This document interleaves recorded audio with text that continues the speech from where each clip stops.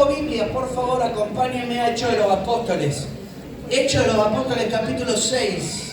Hechos de los Apóstoles, capítulo 6. Si tiene allí su Biblia, por favor.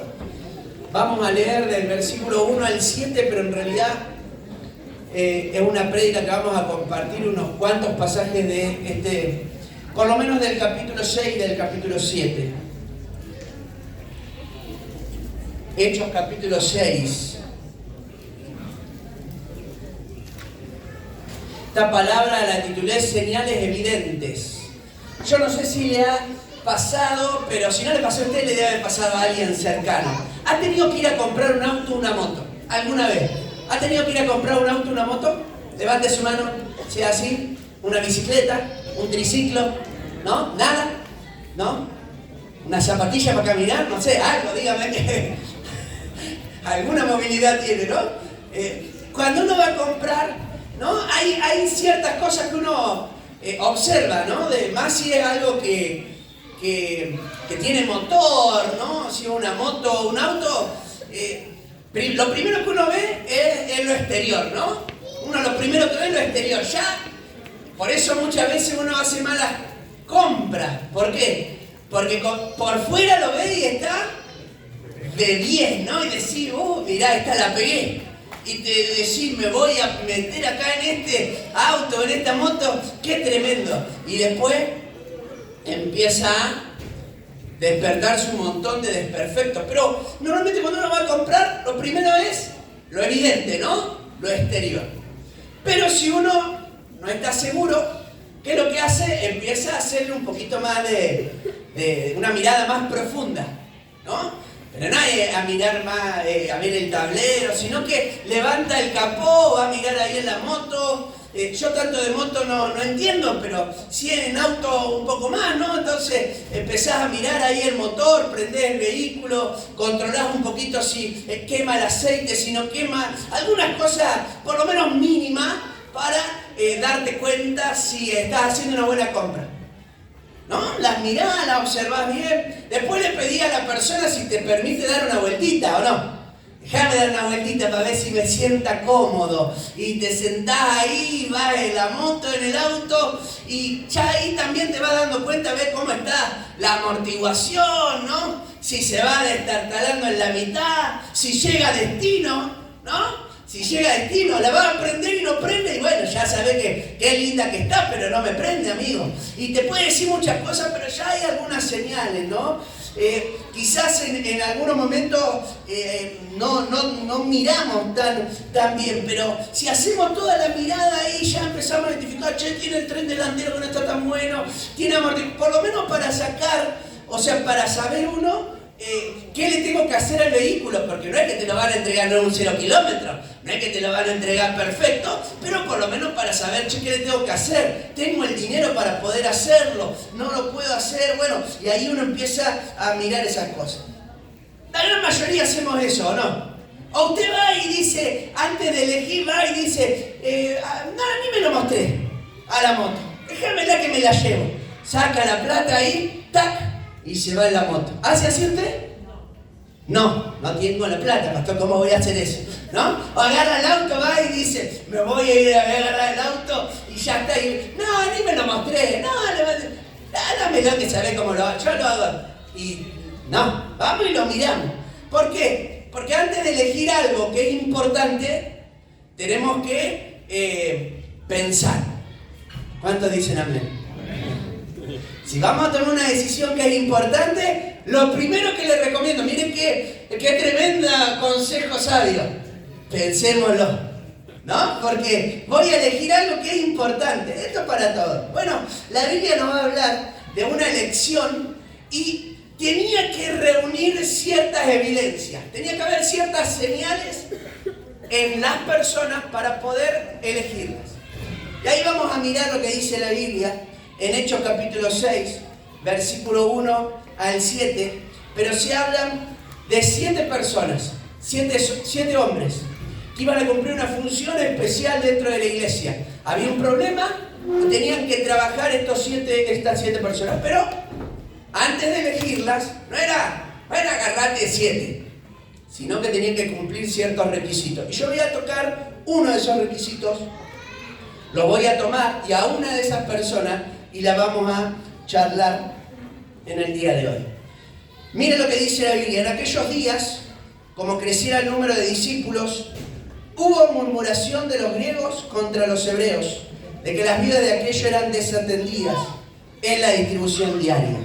Interesante, la primera iglesia también tenía problemas y había murmuraciones. Es loco, ¿no?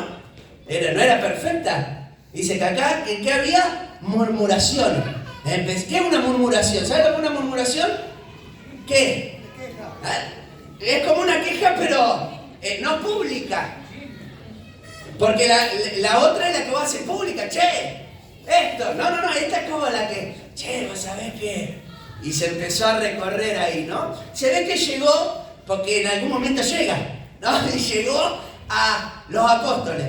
Y ahí miren lo que dice la Biblia. Entonces los 12 convocaron a la multitud de los discípulos y le dijeron, no es justo que nosotros dejemos la palabra de Dios para servir a las mesas.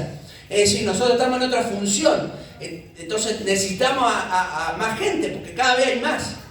Versículo 3. Busquen pues hermanos de entre vosotros. Y va a dar las especificaciones. 7 varones. Y va a dar 3 características aquí. Esenciales para el liderazgo. Esenciales para el liderazgo. Miren, esta es una prédica que no la voy a hacer hoy. La voy a hacer en otro momento. Pero está buenísima para hacerla. Pero voy a tocar una sola cosa. Dice, buen testimonio. Repita conmigo, buen testimonio. ¿Qué es buen testimonio? Buen testimonio tiene que ver con que ¿qué hablan las personas de mí? ¿Qué pueden decir las personas de mí? No lo que yo digo de mí. Lo que yo digo de mí, soy un campeón. ¿De qué voy a decir? No, yo soy una persona que no sabe. Tengo una paciencia bárbara. ¿En serio? No, yo soy una persona perseverante. ¿En serio? Yo puedo decir un montón de cosas. Yo puedo decir, no sabe, laburador, y me levanto a la 1. Claro que sabe. Yo te puedo decir un montón de cosas. Pero después tiene que ser, la gente lo tenía que identificar. No es que ellos agarraban y decían, che, votame porque yo tengo buen testimonio. Votame a mí que... No, la gente tenía que ver en él, en esta persona, buen testimonio. Había mucho, pero habían 7 que reunieron estos requisitos. Qué lindo, ¿no? ¿Habrá 7 acá, sí? ¡Gloria a Dios! Me dijo un amén, no sé, y eso que arrancamos, ya me motivó. Me motiva más todavía. 7 así y ya estamos hechos. Miren, dice, buen testimonio, lleno del Espíritu Santo. Venimos hablando sobre esto, sobre lo que implica ser lleno del Espíritu Santo y el punto que vamos a tocar hoy. Así que te lo voy a dejar correr un poquito para hablar a continuación. Y después dice, y de sabiduría. Una persona llena de sabiduría, con sabiduría plena. Sabiduría, por un lado, de las Escrituras, es decir, que tenga conocimiento, pero también sabiduría práctica para relacionarse con los demás, ¿sí? Para que se pueda relacionar. Hay personas que a veces no tienen buena sabiduría porque no saben cómo relacionarse con los demás. Cuando pasa una situación, no saben cómo lograr que esa situación se disipe, buscarle una solución. Para eso se necesita gente con sabiduría. ¿Amén? Y dice después, y nosotros vamos a persistir en la oración, en el ministerio de la palabra. Y le agradó la propuesta a la multitud, qué lindo. Y eligieron a Esteban, y vamos a hablar de él en el día de hoy. Varón lleno de fe y del Espíritu Santo. Es interesante, está bien. Alguno va a decir, se menciona esta característica porque es la persona a la cual va a continuar hablando en el capítulo. Pero lo cierto es que podría haber destacado otra cualidad de Esteban.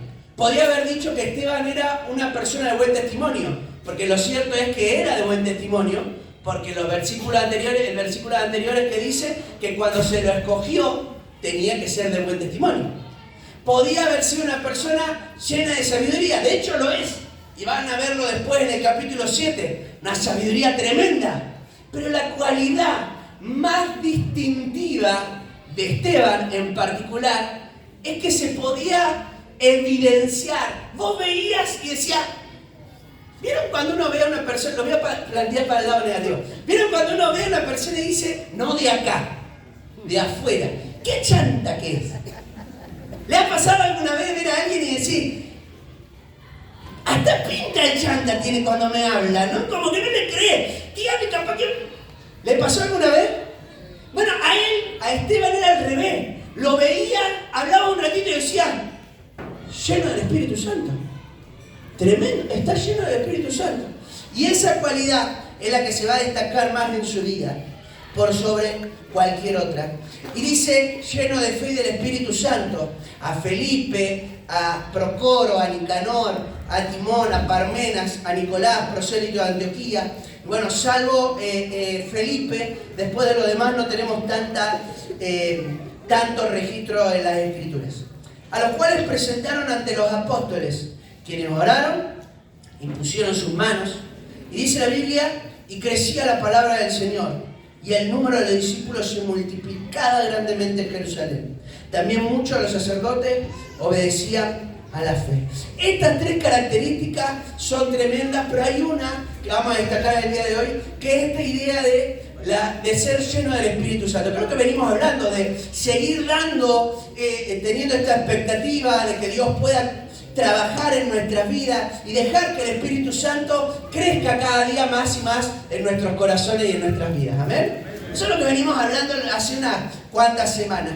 Y quiero que hablemos en el día de hoy sobre esto, porque uno puede ver que habían señales que mostraban que era una persona llena del Espíritu Santo, Esteban. Por eso en el versículo 5, nuevamente se da el dato, mirá que es una persona llena de fe y del Espíritu Santo. O sea, te quiero recalcar que esta es una cualidad de Esteban. Y si es una cualidad de Esteban, que era una persona común y corriente, puede ser una cualidad también en nosotros. ¿Cuántos dicen amén? Amén. La tenemos que anhelar y tenemos que procurar ser personas llenas del Espíritu Santo. Y yo quiero hablar, y no voy a terminar, no sé si voy a arrancar casi, porque encima armé un montón de puntos, porque voy a hablar capítulo 6 y capítulo 7, así que lo vamos a continuar, no importa el tiempo que me tenga que llevar. Sí, el otro y el otro. Vaya haciéndose la idea que se pierde uno, se pierde alguna cualidad o alguna característica, pero es tremendo, Esteban, cuando uno mira su historia, su vida, uno puede sacar muchísimas enseñanzas. Yo saqué algunas nada más, que tienen que ver con haber sido lleno del Espíritu Santo. Por haber sido lleno del Espíritu Santo son estas señales que se evidencian. Y algunas de estas señales, una de ellas, está en el versículo 8, y es que Esteban era respaldado por el poder de Dios para hacer su obra. Era respaldado por el poder de Dios para hacer su obra. Versículo 8, léalo ahí conmigo. Esteban, lleno de gracia y de poder, hacía grandes prodigios y señales entre el pueblo. Miren, la verdad es interesante. Primero, no se menciona en qué consistían esos milagros.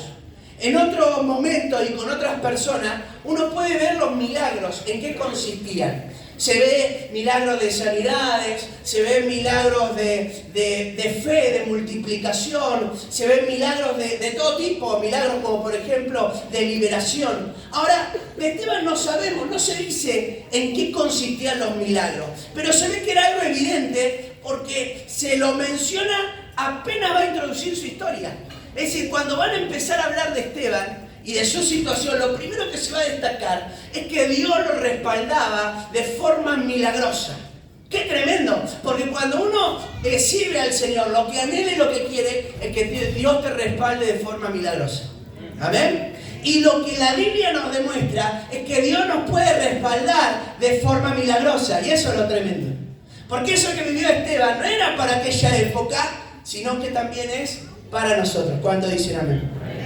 Y Esteban, otra cosa interesante ahí, no solamente no sabemos los milagros que se realizaron a través de la vida de Esteban, porque precisamente no se quiere destacar en Esteban, sino en la llenura del Espíritu Santo que obraba a través de él, sino que hasta este momento no había habido ninguna persona que no hayan sido los apóstoles que hicieran tales milagros.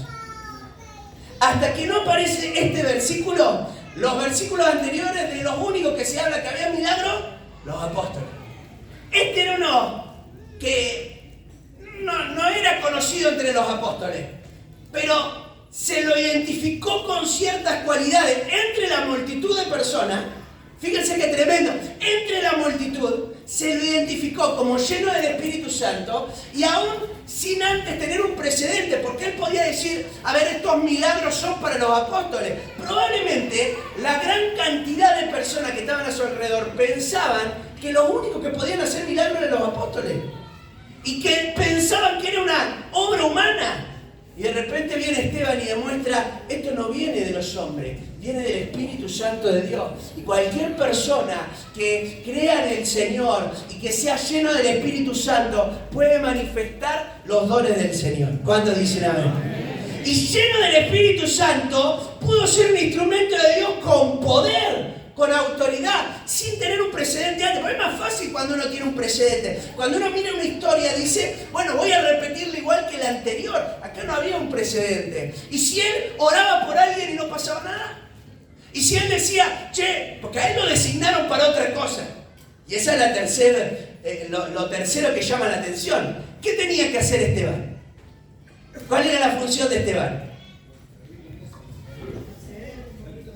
Servir la mesa. Es decir, ¿qué significaba servir la mesa? Había una mala distribución de las cosas que se juntaban, porque había personas que no eran atendidas. En aquella época, cada persona venía y entregaba todos sus recursos, todo, casa, terreno, todo. Y vivían como en comunidad. Y después se repartía de acuerdo a los que estaban en más necesidad.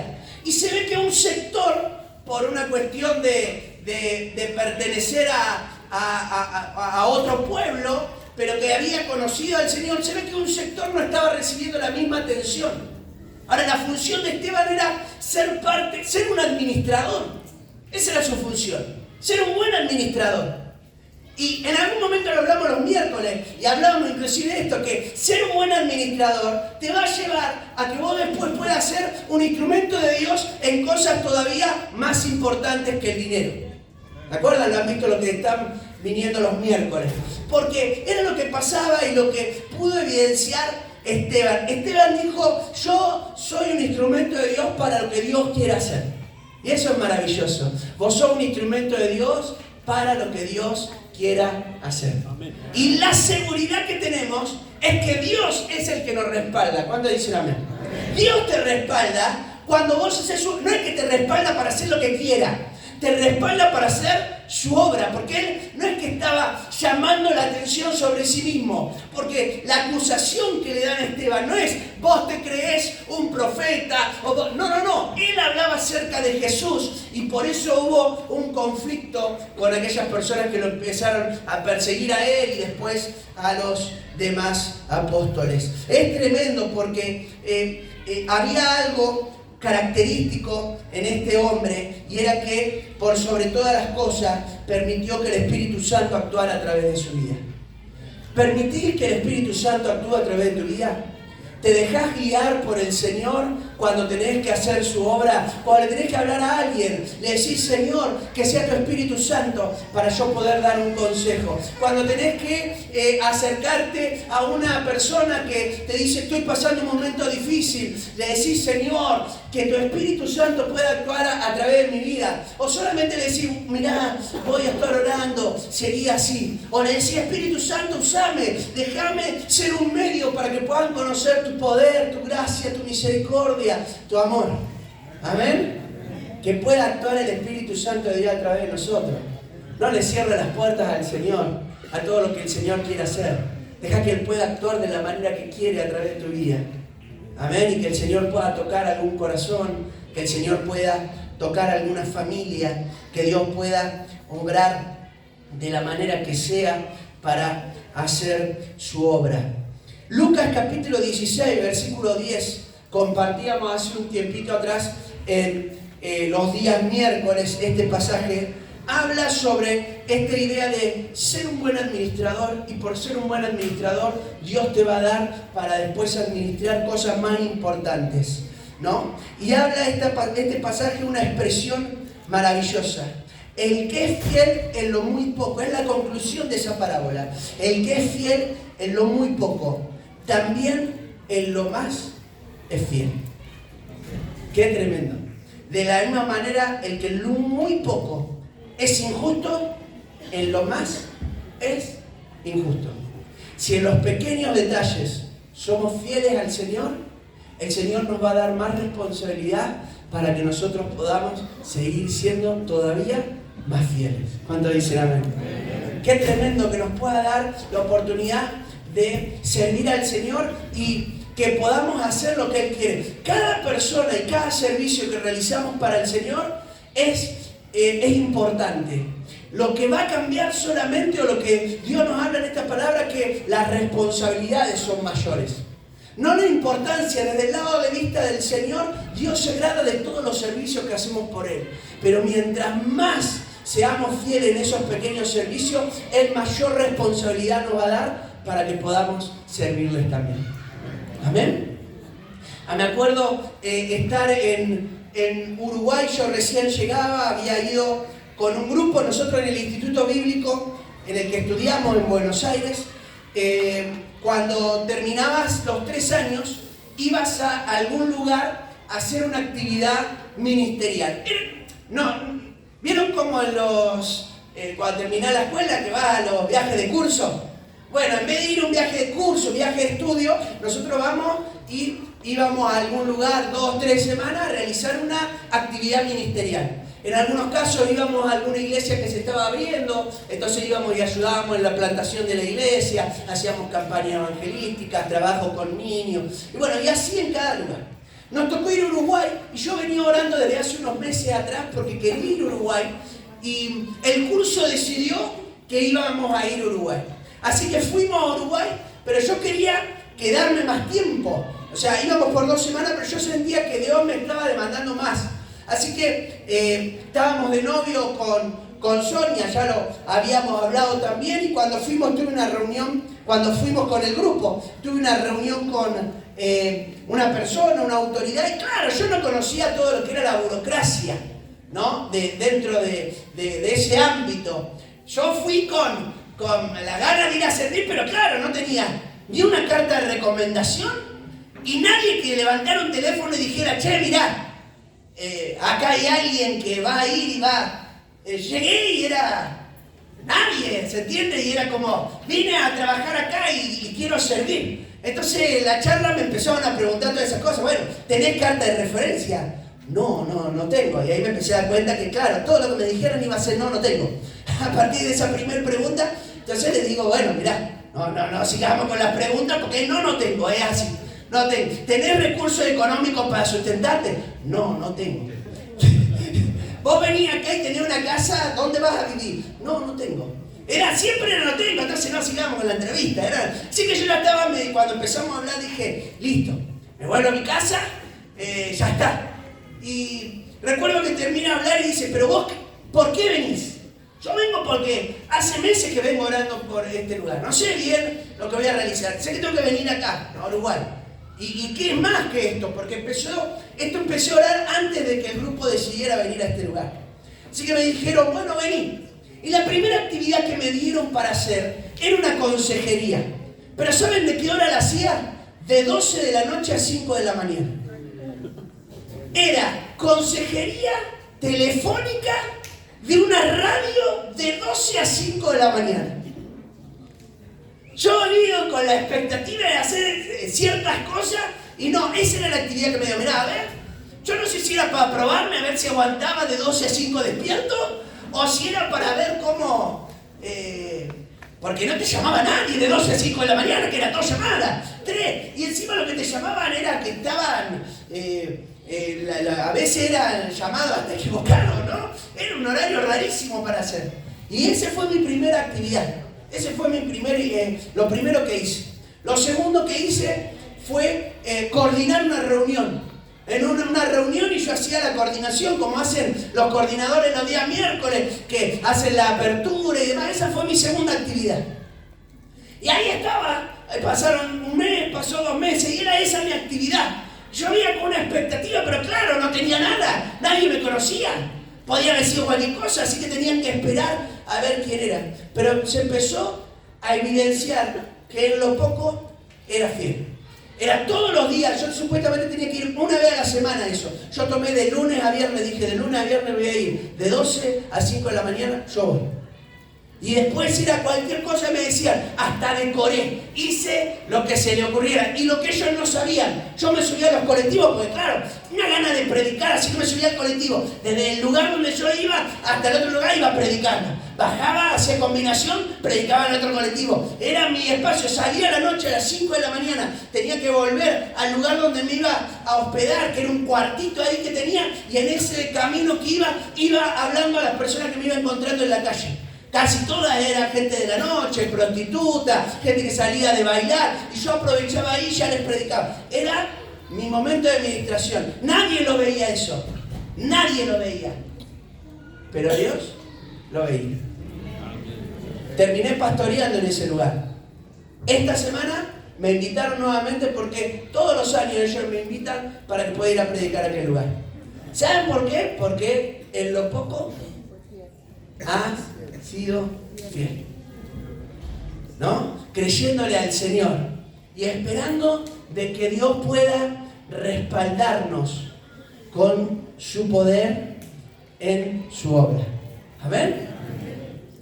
La segunda, que es la última que voy a compartir en el día de hoy, la segunda característica, cualidad que se ve en Esteban por ser lleno del Espíritu Santo, es que manifiesta sabiduría para hablar. Si usted quiere tener sabiduría de parte de Dios, llénese del Señor. Él es su mejor maestro. Él es su mejor maestro. Llénese de Dios. Mientras más se llene de Dios, más sabiduría va a tener para hablar. Miren lo que dice el versículo 10, que es tremendo. Pero no podían resistir la sabiduría y el espíritu con el que hablaba. Tremendo.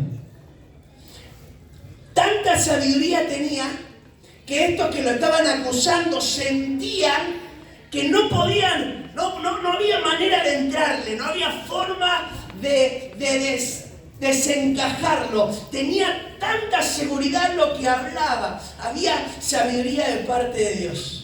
Y eso era porque se había llenado del Señor. Esa sabiduría que pone Dios aún en los momentos específicos. Conocía las Escrituras y después lo vamos a ver porque esa es otra cualidad. Pero es impresionante porque Él se dejó usar en cada uno de los momentos en el que aparece su vida. Es más, el discurso más grande que tenemos en la Biblia, en el Nuevo Testamento, de una predicación, es la de Esteban.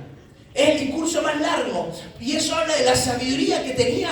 Hablaba y vos sentías, es Dios dándome un consejo. Dejate usar por el Señor. Y la gente que te escuche esa te va a decir, es Dios quien me está dando el consejo. Porque se va a dar cuenta que lleno de Dios podemos hablar de una forma totalmente diferente. Porque si no tenemos el vocabulario que tenemos en el mundo, el vocabulario del mundo y el consejo del mundo es un consejo insípido, que no alcanza, que es insuficiente. Pero cuando viene esa llenura del Señor, nosotros nos llenamos de Él, lo que hablamos, lo que decimos, lo decimos con convicción. Y este hombre, este varón de Dios lleno del Señor, tenía convicciones claras en su vida porque sabía en lo que creía. Cuando sabemos en lo que creemos, entonces tenemos convicciones claras. Y no hay nadie que nos pueda, porque fíjense que lo intentan refutar y no puede, estaba con convicciones claras. Esto es lo que creo.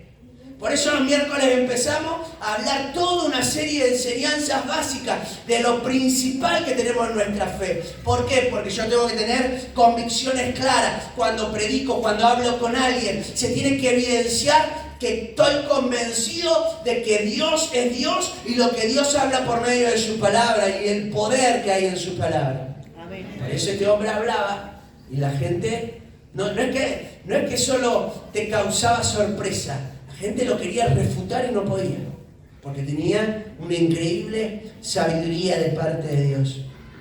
Era más que las palabras que decía, sino la autoridad con la que hablaba. Yo puedo decir un montón de cosas. Usted puede decir un montón de cosas. Pero se nota cuando hay autoridad de parte de Dios. ¿No? Uno puede hablar. Miren, la Biblia dice Mateo capítulo 7, el último versículo, los últimos 2 versículos. Dice que está todo el sermón del monte, se habla y dice al final como una conclusión, y este no habla como los escribas y fariseos, porque habla como quien tiene autoridad.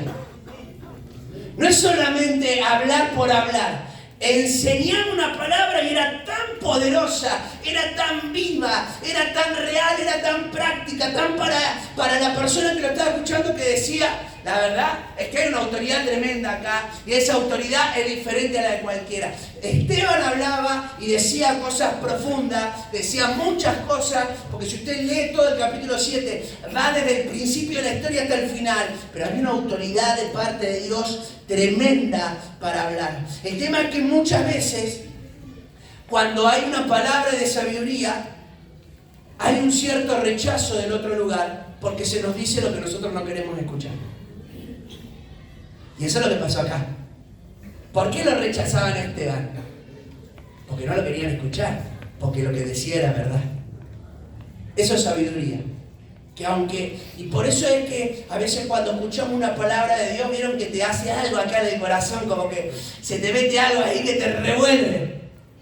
Y es porque el Señor que está trabajando allí, que esa es la palabra de Dios, que trabaja ahí en lo profundo. Yo recuerdo, veníamos de Haití, 3 años, y no íbamos a volver. Lo habíamos hablado que pensábamos que no teníamos que volver. Y fuimos a una reunión, y ahí estaba un pastor, amigo nuestro, hasta el día de hoy amigo nuestro, Fernando Barría. Y él dijo una frase que a nosotros la entendimos y nos miramos y sabíamos que Dios nos estaba hablando a los dos, con Sonia. Él dijo una frase en medio de la reunión. Él dijo, si Dios no cambió la palabra que les habló al principio, ¿por qué ustedes tomarían una decisión diferente? Es decir, Dios nos había dado una palabra y Dios no había cambiado el rumbo. Dios no había cambiado de palabra. Entonces, ¿por qué íbamos a actuar de forma distinta? Nos miramos a los ojos y dijimos, tenemos que volver. Y volvimos. Y gracias a Dios que volvimos, porque hicimos una obra muy linda en ese regreso de parte del Señor. Ahí fue cuando pudimos abrir la otra iglesia y construir la escuela. Es decir, había un propósito de parte de Dios, pero lo interesante es que cuando Dios te habla, así, cuando hay sabiduría, a veces nosotros, como nos dicen algo que no nos gusta, ¿qué hacemos? Lo rechazamos. No, esto, no, ¿por qué? No es lo que yo estoy buscando. Y acá está esta palabra, este hombre que tenía autoridad de parte de Dios para hablar, había sabiduría del Señor. Mire lo que dice Lucas capítulo 21, versículo 12 al 15, ahí atrás va a aparecer. Antes de todas estas cosas, está hablando de los últimos tiempos, de las señales, Lucas capítulo 21, dice, le van a echar mano, es decir, los van a tomar, los van a perseguir, los van a entregar en las sinagogas, en las cárceles, y van a ser llevados ante reyes, ante gobernadores por causa de mi nombre. Y esto será ocasión para dar testimonio. Fíjense que en los momentos difíciles se puede dar testimonio del Señor. No solamente cuando todas las cosas están bien. En los momentos difíciles, que perseveres es un testimonio. Que puedas contar que estás pasando una situación y decir, pero yo todavía sigo fiel al Señor. A veces queremos buscar solo esos testimonios, ¿no?, en donde vemos una gran victoria. Y a veces la gran victoria es ser perseverante. Y poder decirle a la persona, ¿sabes qué? Estamos pasando este problema, pero sigo confiando en el Señor. Amén. Persevero. Acá estoy. Gloria a Dios. Y eso es lo que dice, esto le va a dar testimonio. Dice, propongan en sus corazones no pensar antes cómo van a responder en su defensa. Porque yo les voy a dar palabra y sabiduría. La cual, miren si no tenía un cumplimiento profético de esto, la cual no podrán resistir ni contradecir los que se opongan. Eso es lo que pasó con Esteban. Lo metieron ahí, lo arrestaron, lo van a matar después. Y en ese proceso que él tiene que compartir una palabra, habla con tanta sabiduría que se cumple el versículo 15. Yo les voy a dar palabra. ¿Por qué él iba a dar palabra? Estamos llenos del Espíritu Santo. Porque estamos llenos del Espíritu Santo, nos va a dar sabiduría. Y dice, no la van a poder resistir ni contradecir los que se opongan. Y nosotros podemos hablar aquí de 2 sabidurías y con esto termino. Por un lado, la sabiduría de las Escrituras y por otro lado, la sabiduría práctica. Para yo tener sabiduría de las Escrituras, tengo que leer la Biblia. Tengo que leer la Biblia. Yo no puedo obtener la sabiduría de las Escrituras si no leo la Biblia. Porque Dios lo que me va a traer es a memoria aquellas cosas. ¿Cuántos leen la Biblia y no se acuerdan de nada? Levante su mano siendo sincero. O se acuerdan de poco, no me sigue nada porque algo queda, ¿no? Levante su mano, le queda poco. Si no la leyeras, no tendrías nada a lo cual el Espíritu Santo recurrir. Mientras la leas, aunque no la puedas retener como te gustaría retenerla, mientras la leas, vas a ver que el Espíritu Santo va a traer a memoria para el momento indicado y justo la palabra necesaria. Sabiduría de las Escrituras. Y una sabiduría práctica. ¿Saben por qué veo una sabiduría práctica? Porque él pudo aplicar todo el conocimiento que tenía para el momento. Y es más, a mí hay algo que me maravilla de esto. Mientras él está predicando a la gente y la gente lo confronta, él se está dando ánimo por medio de su predicación. Porque él empieza a hablar desde el principio de todos los que fueron rechazados por causa de traer un mensaje distinto. Y habla de Moisés, y habla de Josué, y cómo lo rechazaron en su generación. Cómo su generación los rechazó porque tenían un mensaje de parte de Dios. Y él está alentándose, porque él vino a traer un mensaje de parte de Dios y está siendo rechazado. Es decir, que mientras predica, la sabiduría de Dios actúa en los demás y actúa en su propia vida. Él se va llenando con el mismo mensaje que está predicando. Qué tremendo, muchas veces vas a estar hablándole a alguien y Dios te va a estar hablando a vos. Es maravilloso decir si no está bueno esto. Que Dios te empiece, vos le hablás a alguien y encima vos decís, che, mirá qué bueno esto que estoy diciendo. Es que no sos vos, el Señor te pasó. A mí me ha pasado, digo, es más, yo ahora soy más bicho y lo anoto. Me digo, este fue de Dios. Y ahora lo anoto, antes no lo anotaba. Pero era para, y vos decís, es el Señor. Porque ese consejo no lo puedo tener. No lo puedo tener. Pero viene de parte de Dios. Esa es la sabiduría que Dios nos da. Y eso lo podemos alcanzar por ser llenos del Señor. Llenate de Dios. Cada oportunidad, cada tiempo de oración, cada tiempo de alabanza, llenate, decirle Señor, llená mi vida, cada predicación. Cuando esté leyendo la Biblia, llename. Quiero ser lleno de ti, Señor. Para que se pueda ver tu poder en lo que hago, en tu obra. Y Señor, para que se pueda manifestar una sabiduría al hablar de una forma tremenda.